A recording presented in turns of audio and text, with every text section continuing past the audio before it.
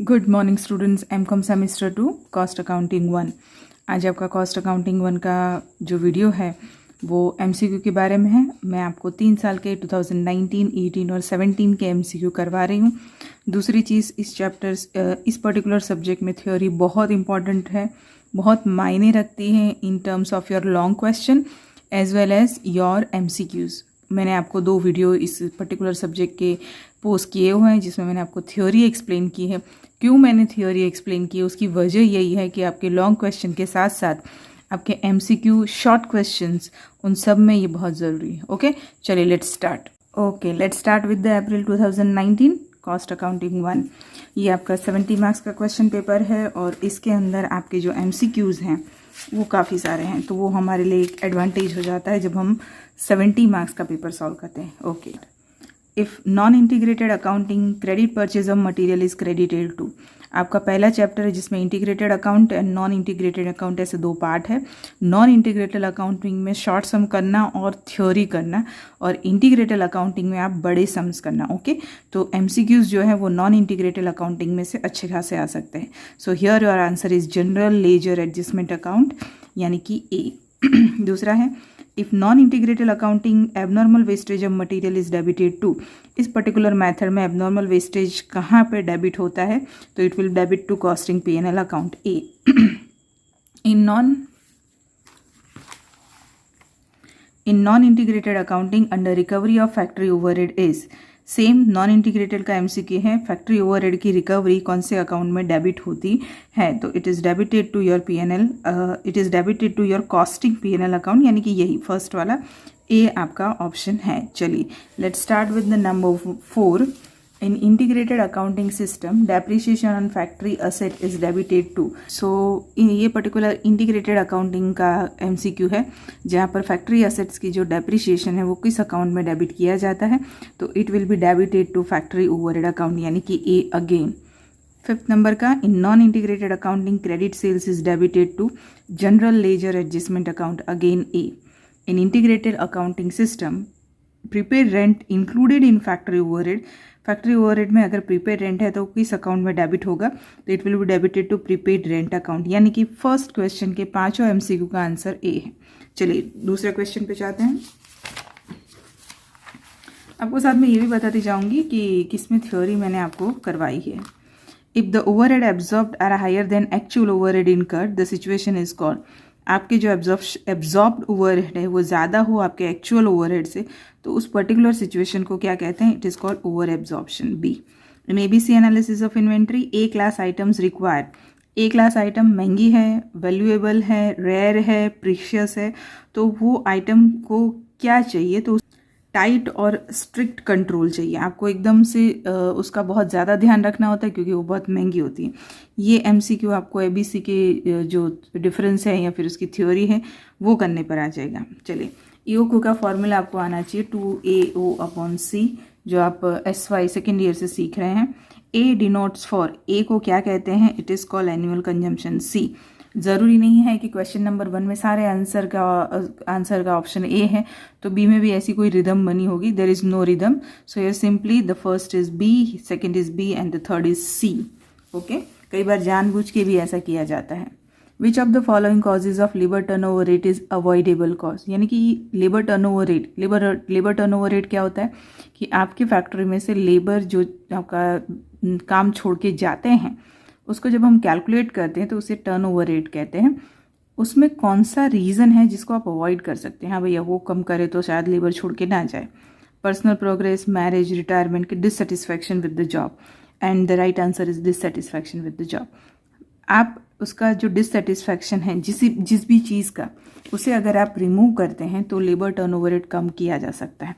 So answer is D. Number 5, which of the following causes of labor turnover rate is unavoidable cause? This is avoidable, this is unavoidable. कौन सा है जिसको आप रोक नहीं सकते? Personal progress, dissatisfaction with the job, relation with supervisor, none of this. Personal progress, इसलिए तो हम जब जॉब छोड़ने की एप्लीकेशन देते हैं या फिर जब हम किसी हायर पोस्ट के लिए अप्लाई करते हैं तो हम इस चीज़ को लिखते हैं कि due to personal progress, due to personal development.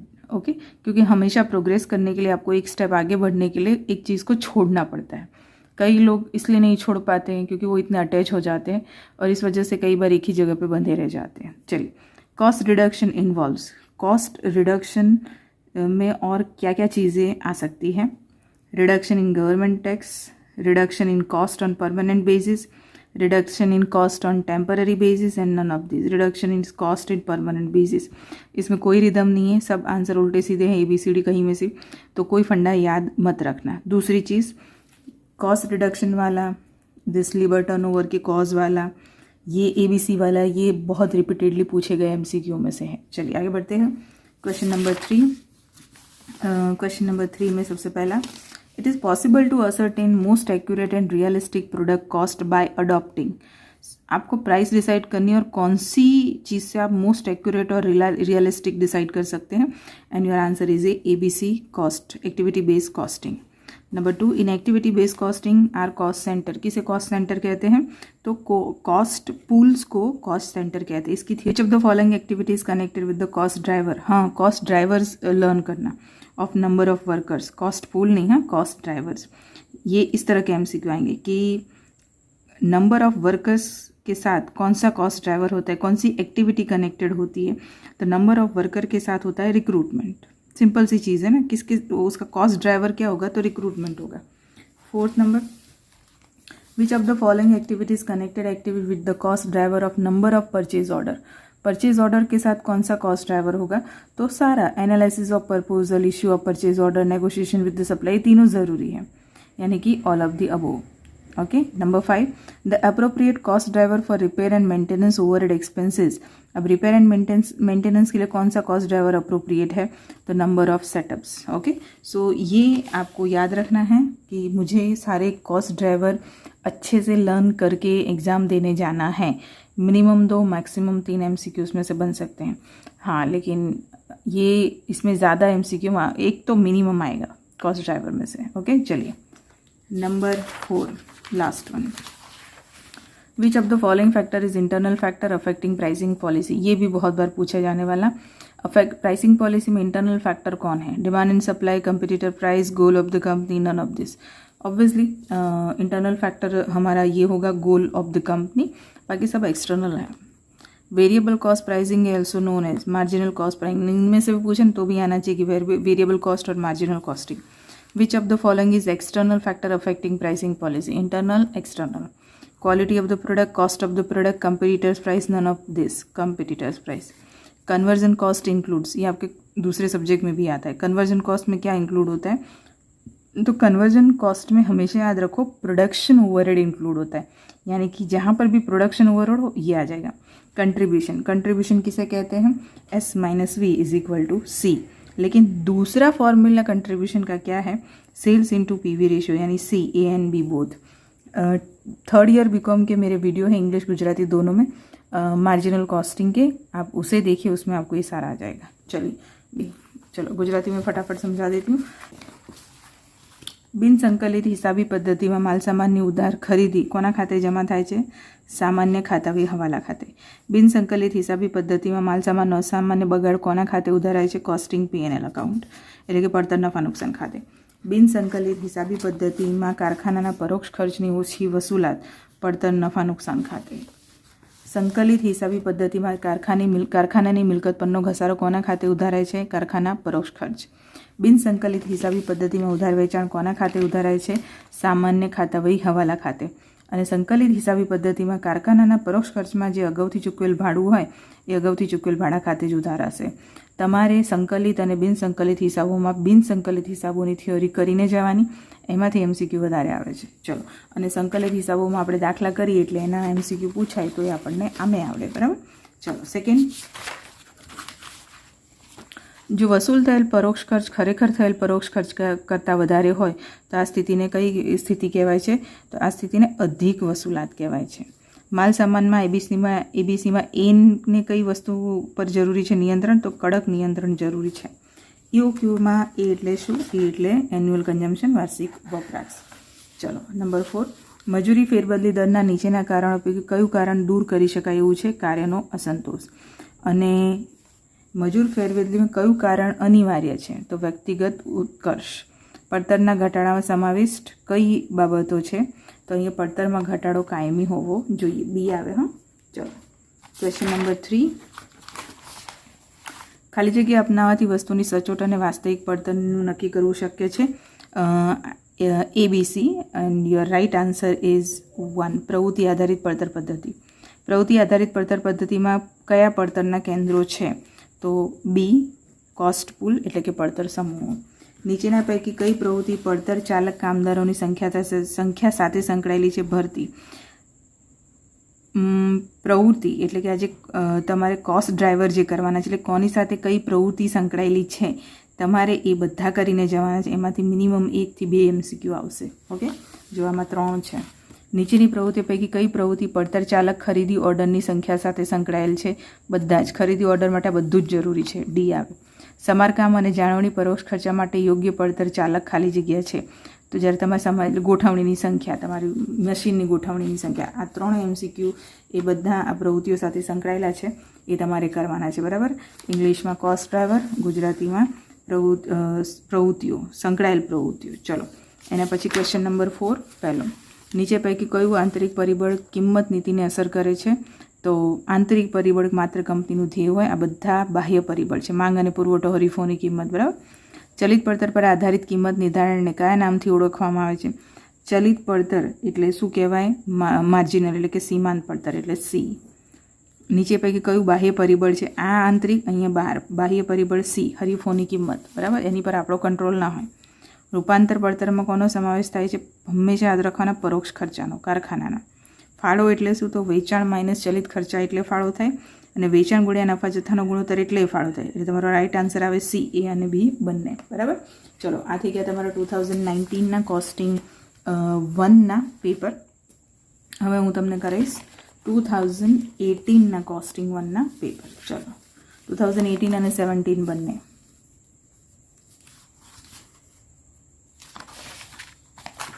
To 70 marks में पेपर खरूँ, लेकिन उसके अंदर ये होता था कि आपको लास्ट में 14 मार्क्स के MCQ दे देते हैं. ठीक है. Okay. Non integrated accounting system is also called. Non integrated accounting system को और क्या कहा जाता है? Cost control accounting. In non integrated accounting cash transactions are record in general ledger adjustment account. Again I am saying non integrated में से MCQ ज़्यादा आ सकते हैं. Okay. Which of the following statement is true according non integrated account? कौन सा statement सही है? तो abnormal loss of material is debited to costing P&L account. Repeated है. समझ में आया ये सारे? चलिए number 4, cost reduction involves. Cost reduction और क्या इंक्लूड करता है? ये भी repeated. Permanent basis. In ABC analysis inventory B classified moderate control, A classified tight control. ये भी रिपीटेड है. If the overhead absorbed are higher than the actual overhead incurred, the situation is called over absorption. Again repeated. देखिए कितने 18 में से कितने repeat 19 में हुआ है. अच्छा ये कैलकुलेशन है.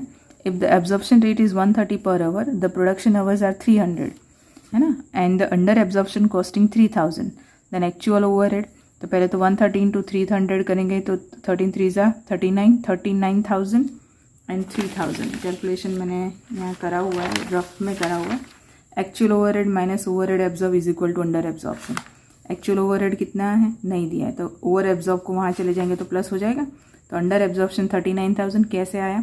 300 इंटू 130 भी समझाए ना, वैसे प्लस आपका ओवर एब्जॉर्प्शन कितना है? 3000 का. तो 39 प्लस 3 42,000. तो एक्चुअल ओवरहेड आपका 42,000 आएगा. यानी कि आंसर इज बी. ओके. चलिए उसके बाद number 8, the appropriate cost driver for repair and maintenance number of setups. Repeated. Cost driver यानी कि आपका MCQ का मेन ड्राइवर. समझ में आया? It is possible to ascertain most accurate and realistic product cost by adopting activity based costing. Repeated है. कितने 18 के रिपीटेड 19 में. आप जस्ट देखिए. विच of the following activities connected with the cost driver of number of workers. तो workers के लिए कौन सा कॉस्ट ड्राइवर है? तो ट्रेनिंग. बाकी सब तो मशीन, प्रपोजल, वो सब है. Conversion cost include production overhead. अभी समझाया था ना कि जहाँ प्रोडक्शन ओवरहेड हो, प्रोडक्शन ओवरहेड वर्ड ना हो तो factory overhead. Okay. Total marginal cost of the company is 2,80,000. Unit produced and sold 40,000. Profit volume ratio is 30%. Selling price, PV ratio दिया है, मार्जिनल कॉस्ट दी है, यूनिट प्रोड्यूस एंड सोल्ड दिया है। देखो मैंने यहाँ करा हुआ है। सबसे पहले आपको पीवी रेशियो दिया है, पीवी रेशियो 30% हो तो वेरिएबल कॉस्ट कितना 70%। ये मैं सम्स में टीवाई के बहुत सारे वीडियोस है उसमें ये सब सिखा चुकी हूँ। 70 is equal to 2,80,000, 100 is equal to how much? Answer is 4 lakh, यानी कि 4 लाख आपका सेल हुआ, 100 इज सेल। आप बोलेगे मैम ये कैसे किया आपने, तो मैं समझाती हूँ। Suppose 100 is sales, PV ratio यानी कंट्रीब्यूशन, पीवी रेशियो इज 30 यानी 70 इज वेरिएबल। समझ में आया? तो 70 वेरिएबल हो तो 2,80,000, 100 सेल्स हो तो कितना 4 लाख। 4 लाख आपका selling price divided by 40,000 production unit यानी 10 रुपीज़ आपकी selling price per unit. Again I am saying, अगर आपको ये सब समझना है तो थर्ड ईयर बीकॉम में मार्जिनल कॉस्टिंग के वीडियो, कैपिटल बजटिंग के वीडियोस, कैपिटल बजटिंग का सिर्फ स्टार्टिंग का ही काम आएगा आपको, पर मार्जिनल कॉस्टिंग तो पूरा काम आएगा, तो वो आप देख लेना। So answer is 10। Which of the following is external factor affecting pricing policy? Competitors' price. Repeated. Variable cost pricing is also known as marginal cost pricing. Repeated. 2018 का MCQ करके बच्चा 2019 का पेपर देने गया हो तो वो वैसे ही MCQ के पूरे मार्क्स लगाएगा। Yes true. गुजराती मीडियम के MCQ हम देख लेते हैं फटाफट। બિન સંકલિત હિસાબી પદ્ધતિને કયા નામથી ઓળખવામાં આવે છે? પડતર નિયંત્રણ હિસાબી પદ્ધતિ. બિન સંકલિત હિસાબી પદ્ધતિમાં રોકડ વ્યવહાર શેમાં નોંધવામાં આવે છે? સામાન્ય ખાતા વહી હવાલા ખાતા. બિન સંકલિત હિસાબ મુજબ નીચેના પૈકી કયું વિધાન સાચું છે? માલ સામાનનું અસામાન્ય નુકસાન પડતર નફા નુકસાન ખાતે ઉધારાય છે. બિન સંકલિત હિસાબોની થિયોરી કરીને જવાની બાળકો અને એના MCQ આવશે. પડતરના ઘટાડામાં સમાવેશ છે કાયમી ધોરણે ઘટાડો. માલ સામાન ઇન્વેન્ટરીના ABC વિશ્લેષણમાં બી શેના ઉપર જરૂરી છે? માફકસર કે માપનું નિયંત્રણ. 2019માં એમણે કડક નિયંત્રણ એ વિશે પૂછ્યું હતું. જો વસૂલ થયેલ પરોક્ષ ખર્ચ ખરેખર થયેલ પરોક્ષ ખર્ચા વધારે હોય તો એને શું કહેવાય? અધિક વસૂલાત. જો વસૂલાતનો દર કલાક, આનું કેલ્ક્યુલેશન મેં સમજાવ્યું, અહીંયા ઓરલી સમજાવો. 130 × 300 39,000 અને ઓછી વસૂલાત 3,000. 39,000માં 3,000 એડ કરો એટલે 42,000 આવે, જે ખરેખર ખર્ચા હોય. સમારકામ અને જાળવણી પર પરોક્ષ ખર્ચ માટે યોગ્ય પડતર ચાલક ગોઠવણીની સંખ્યા. પડતર ચાલક એટલે કે કોસ્ટ ડ્રાઈવર એ તમારે બધાએ વાંચીને જવાના છે, બરાબર. એ મેં થિયોરીનો વિડીયો જે ઇમ્પોર્ટન્ટ આપ્યો છે ને એમાં પેજ નંબર સાથે મેં તમને બતાવ્યું છે કે આ છે બધા કોસ્ટ ડ્રાઈવર. ખાલી જગ્યા અપનાવવાથી વસ્તુની સચોટ અને વાસ્તવિક પડતર નક્કી કરવાનું શક્ય છે. ABC પ્રવૃત્તિ આધારિત પડતર. નીચેના પૈકી કઈ પ્રવૃત્તિ પડતર ચાલક કામદારોની સંખ્યા સાથે સંકળાયેલી છે? તાલીમ. કામદારોને શું જોઈએ? તાલીમ. રૂપાંતર પડતરમાં કોનો સમાવેશ થાય છે? પ્રત્યક્ષ મજૂરી અને કારખાના પરોક્ષ ખર્ચા. ઘણા બધા રિપીટ પૂછાયેલા છે. કંપનીની કુલ સીમાંત પડતર 280 છે અને ઉત્પાદિત અને વેચેલ એકમો 40,000 છે. નફા જથ્થાનો ગુણોત્તર 30% છે. નફા તો જથ્થાનો ગુણોત્તર એટલે PV ગુણોત્તર 30% હોય એટલે તમારું સેલ્સ ટુ વેરિયેબલ 70 હોય, એટલે કે તમે S-VC કરો, S 100 હોય, V 70 હોય એટલે કન્ટ્રીબ્યુશન 30 હોય. આવું થાય. એક્સપ્લેનેશન ઇંગ્લિશમાં મેં તમને સમજાવી દીધું, એ તમે જોઈ લેજો. તમારે આના પર્ટિક્યુલર માત્ર ગુજરાતીમાં સીમાંત પડતરના વિડીયો છે TY BComના, એ જોશો એટલે તમારા આ બધા જ પ્રશ્નો સોલ્વ થઈ જશે. એમાં ઇંગ્લિશ ગુજરાતી ભેગું નથી. સીમાંત પડતરના વિડીયો ગુજરાતીમાં છે. નીચેના પૈકી કયું બાહ્ય પરિબળ છે જે કિંમતની નીતિને અનુસરે છે? બાહ્ય પરિબળ કયું હોય? હરીફોની કિંમત. ચલિત પડતર પર આધારિત કિંમત નિર્ધારણને કયા નામથી ઓળખવામાં આવે છે? સીમાંત પડતર. ઓકે, તો 2018ના ઇંગ્લિશ ગુજરાતી બંનેના થઈ ગયા. નાવ let's go with the 2017. Yes, 17. Which of the following account is irrelevant under non-integrated accounting system? બધા જ ઇરરિલેવન્ટ છે નોન ઇન્ટિગ્રલ અકાઉન્ટિંગ સિસ્ટમમાં, બરાબર. ચલો, સેકન્ડ છે where the concept of under and over recovery is applicable. Indirect expense. Abnormal loss of material will be debited to which account? It will be debited to P&L account. Under non-integrated and integrated system, which account, not accident, which account will be credited for payment of direct wages? Non integrated में direct wages को किस तरह से treat करेंगे और integrated में किस तरह से ट्रीट करेंगे वो हमें देखना है. राइट आंसर इज कि नॉन इंटीग्रेटेड में जनरल लेजर कंट्रोल अकाउंट को क्रेडिट करेंगे और इंटीग्रेटेड में बैंक अकाउंट को करेंगे. ओके, 2 MCQ एक साथ बना दिया है. Learning curve has no relation with, learning curve का रिलेशन किसके साथ नहीं है, किसी के साथ नहीं है यहाँ पर, none of all of the. Execution of EOQ model leads to, EOQ model हम क्यों बनाते हैं, किस वजह से बनाते हैं, तो improvement of profitability, reduction in cost, rationality approach, ये सब के लिए। Cost reduction is result of, cost कम होना किसकी वजह से, इनोवेशन, कॉस्ट कंट्रोल, बोथ है इन बी और नाइदर ए और बी।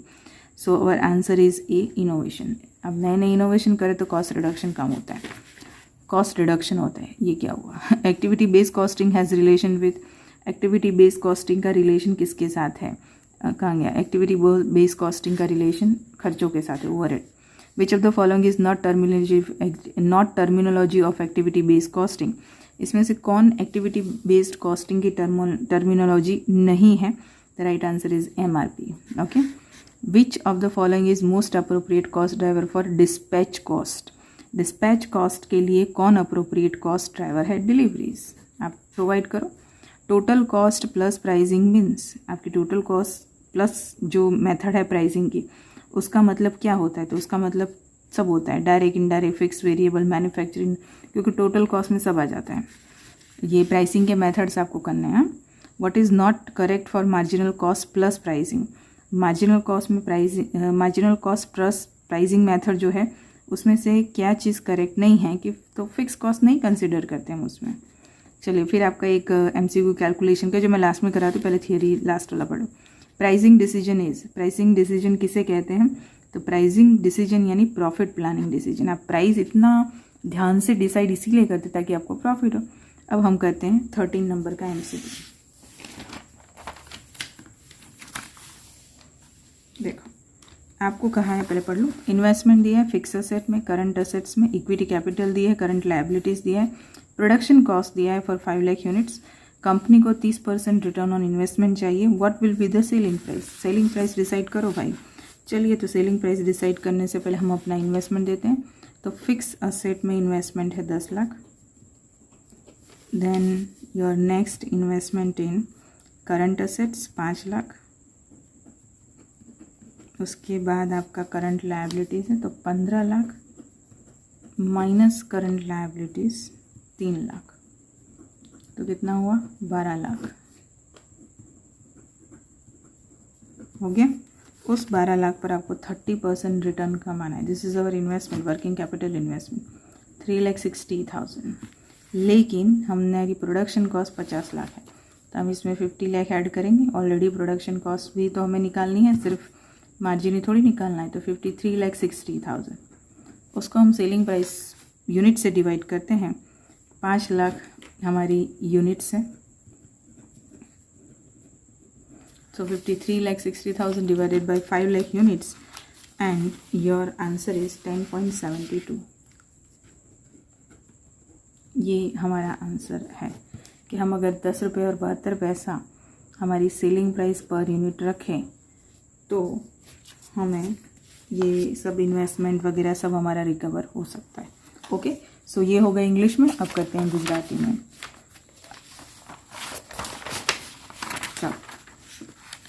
નીચેમાંથી કયું ખાતું બિનસંકલિત હિસાબી પદ્ધતિમાં અપ્રસ્તુત છે? બધા જ। ક્યાં ઓછી અને વધુ વસૂલાતનો ખ્યાલ લાગુ પડે છે? પરોક્ષ ખર્ચા। માલસામાનનો અસામાન્ય બગાડ કયા ખાતે ઉધારાય છે? નફા નુકસાન ખાતે। બિનસંકલિત અને સંકલિતમાં પ્રત્યક્ષ મજૂરી કયા ખાતે જમા થાય છે?